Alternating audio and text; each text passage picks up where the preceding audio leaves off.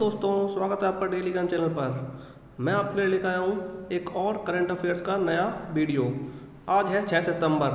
तो 6 सितंबर 2020 के current affairs के जितने भी इंपॉर्टेंट क्वेश्चन बन सकते हैं वो हम इस वीडियो में डिस्कस करेंगे। चलिए आइए देखते हैं अपना पहला क्वेश्चन। हमारा पहला क्वेश्चन है, हाल ही में साउथ इंडिया बैंक के MD CEO के रूप में किसे नियुक्त किया गया है? तो इसका आंसर है ऑप्शन सी, मुरली रामकृष्णन।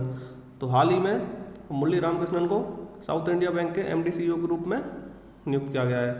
तो यहाँ पर साउथ इंडियन बैंक का नाम आया है, तो हम साउथ इंडियन बैंक के नाम में बारे में जान लेते हैं। इसका जो मुख्यालय है वो केरल में है।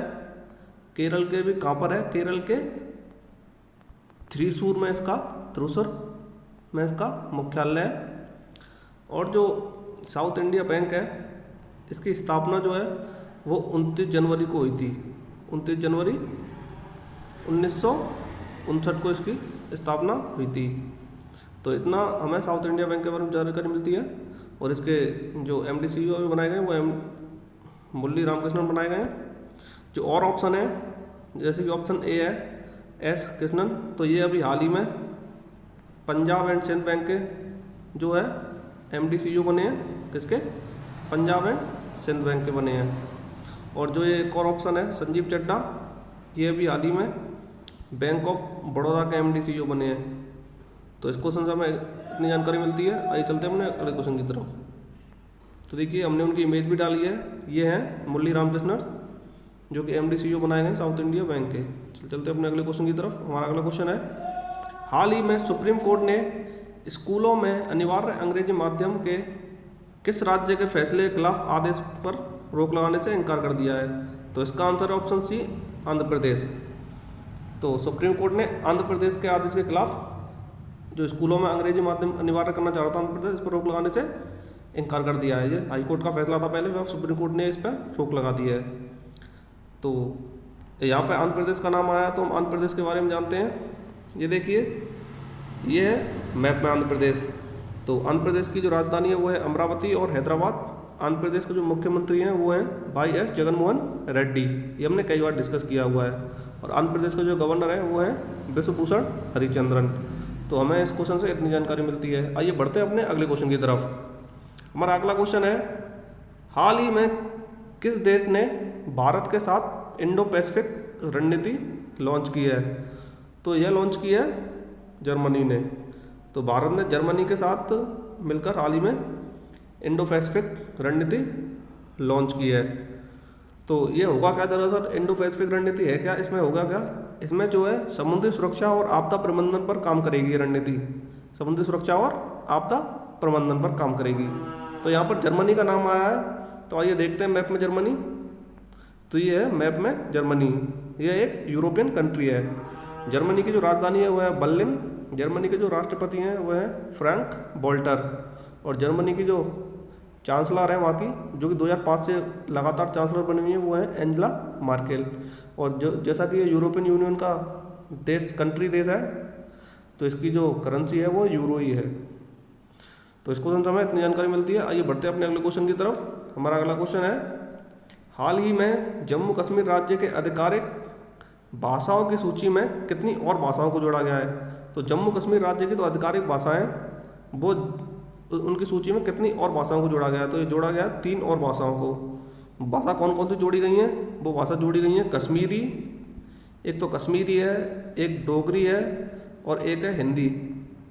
तो इन तीनों भाषाओं को जोड़ा गया है। और जो पहले से जो भाषाएं जो आधिकारिक भाषा थी वो 2 थी जम्मू कश्मीर की। कौन कौन सी थी?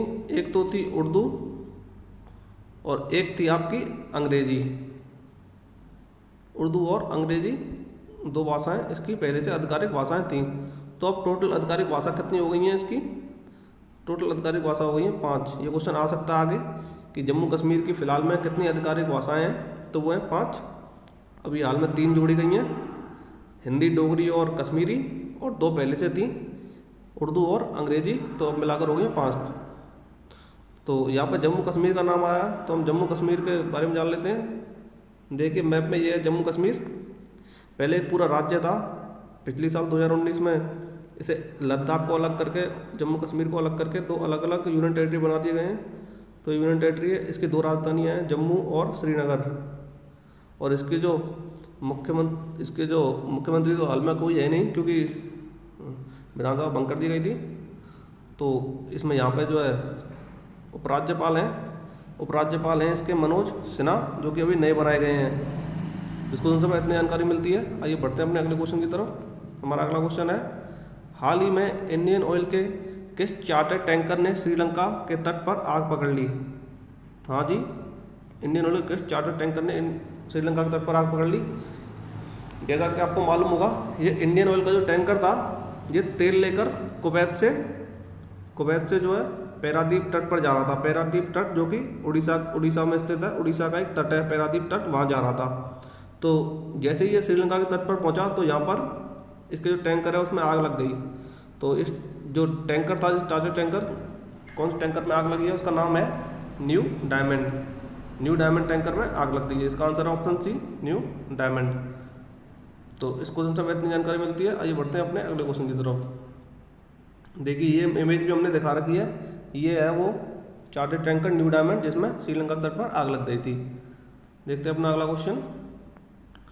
हाल ही में डोनाल्ड ट्रंप ने उत्तरी कैरोलिना राज्य में किसे द्वितीय विश्व युद्ध हेरिटेज सिटी घोषित किया है? तो इसका आंसर है ऑप्शन ए, विल्मिंगटन। तो विल्मिंगटन सिटी को जो है द्वितीय विश्व युद्ध की हेरिटेज सिटी घोषित किया है अमेरिका के राष्ट्रपति डोनाल्ड ट्रंप ने, जो कि उत्तरी कैरोलिना में स्थित है। तो आइए, इसमें नाम आया है डोनाल्ड ट्रंप, यानी कि उत्तर अमेरिका का नाम आया इसमें। तो यूनाइटेड स्टेट्स ऑफ अमेरिका को हम मैप में देख लेते हैं कहाँ पर स्थित है ये। तो ये है यूएसए का मैप। तो यूएसए के मैप में ये लाल जो हो रखा है, ये है उत्तरी कैरोलिना, ये उत्तरी कैरोलिना है। यहाँ पे यूएसए का नाम आया तो यूएसए के बारे में जान लेते हैं। यूएसए की जो कैपिटल है वो है वॉशिंगटन डीसी, और यहाँ के राष्ट्रपति डोनाल्ड ट्रंप है, और यहाँ की जो करेंसी है वो है डॉलर, और यहाँ की संसद का नाम कांग्रेस है। आइए बढ़ते हैं अपने अगले क्वेश्चन की तरफ। हमारा अगला क्वेश्चन है, हाल ही में किसने भारत की ओर से वर्चुअल रूप से 5वीं ब्रिक्स संस्कृति मंत्रियों की बैठक में भाग लिया है? तो इसका आंसर है ऑप्शन बी, प्रहलाद सिंह पटेल। तो प्रहलाद सिंह पटेल ने वर्चुअल रूप से 5वीं ब्रिक्स संस्कृति मंत्रियों की बैठक में भाग लिया है। जो प्रहलाद सिंह पटेल है वो हमारे केंद्रीय संस्कृति एवं पर्यटन मंत्री हैं, तो इन्होंने इसमें भाग लिया है। और यहाँ पर ब्रिक्स का नाम आया है, तो हम ब्रिक्स के बारे में जान लेते हैं। आइए देखते हैं ब्रिक्स के जो कंट्रीज हैं उनको मैपों में देख लेते हैं। तो मैप में ये दिखाए हुए हैं ब्रिक्स के कंट्री हैं। ये है ब्राज़ील, ये है साउथ अफ्रीका, ये है रसिया, ये है चाइना, और ये है इंडिया। ये 5 कंट्रीज़ हैं ब्रिक्स के जो 5 कंट्रीज़ हैं ये हैं। जो ब्रिक्स की शुरुआत थी वो 2006 में हुई थी। 2006 में इसमें ब्रिक बना था ये। ब्राज़ील, रसिया, इंडिया और चाइना इसके सदस्य थे, लेकिन 2009 में जो है इसमें साउथ अफ्रीका भी जुड़ गया, तो ये पूरा ब्रिक्स हो गया। तो इसको उनसे हमें इतनी जानकारी मिलती है। आइए बढ़ते हैं अपने अगले क्वेश्चन की तरफ। हमारा अगला क्वेश्चन है, हाल ही में भारत और रूस ने किस राइफल की डील फाइनल की है? तो इसका आंसर है ऑप्शन सी, AK-203। तो हाल ही में रूस और भारत ने AK-203 राइफल की डील फाइनल की है।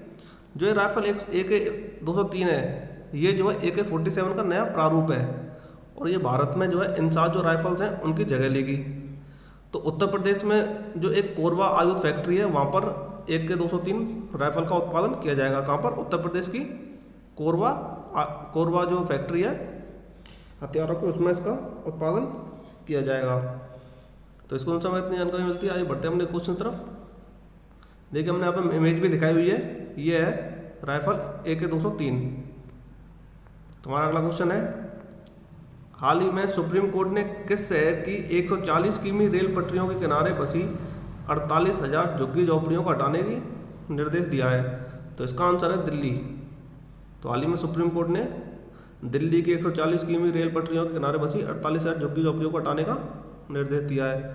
तो यहाँ पर दिल्ली का नाम आया, तो हम दिल्ली के बारे में जान लेते हैं। दिल्ली के जो उपराज्यपाल हैं वो है अनिल बैजल, और मुख्यमंत्री हैं अरविंद केजरीवाल। इसको उन समय इतनी जानकारी मिलती है। आइए बढ़ते हैं अपने अगले क्वेश्चन की तरफ। तुम्हारा अगला क्वेश्चन है, हाल ही में किस देश की राज्य सरकार ने किसी भी चीनी कंपनी को प्रदेश में सीधे टेंडर लाने पर रोक लगा दी है। तो इसका आंसर है उत्तर प्रदेश। उत्तर प्रदेश की राज्य सरकार ने किसी भी चीनी कंपनी को प्रदेश में सीधे टेंडर लाने पर रोक लगा दी है। तो यहाँ से हमें उत्तर प्रदेश का नाम आया, तो हम उत्तर प्रदेश को एक बार मैप में देख लेते हैं। तो देखिए ये है मैप में उत्तर प्रदेश। उत्तर प्रदेश की राजधानी है लखनऊ। लखनऊ का नाम आते ही आपको सीधा लखनऊ किस नदी के किनारे बसा है ये ध्यान आना चाहिए। तो लखनऊ गोमती नदी के किनारे बसा हुआ है।